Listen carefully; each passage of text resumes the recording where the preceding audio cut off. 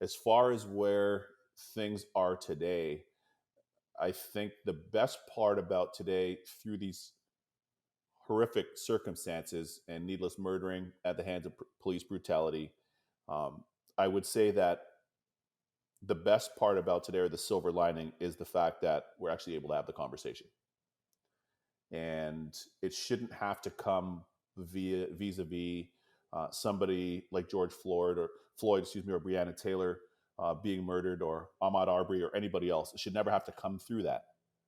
However, I think the graphic nature of their murders, the fact that they were documented, because most people have a smartphone nowadays, and the very fact that it was indisputable evidence, which it shouldn't have required to bring the conversation forward, but it is undeniably true that in having that undeniable evidence, it's brought the conversation to the place where we have it today.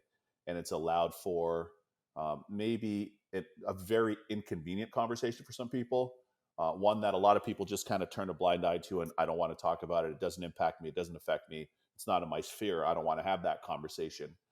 To rather, it has put itself up front and center. That has become a global conversation. And certainly here in the United States, and even back in Canada, it has become more of a universal conversation, as opposed to what was at time more of a niche or specialized or situational conversation. So I would say COVID too, Tripper, the fact that we've had this unfortunate situation with COVID and all of the negative impacts around it, but people are able to be more empathetic, more compassionate, more attentive, because not everybody's commuting to and from work or commuting for personal travel, etc.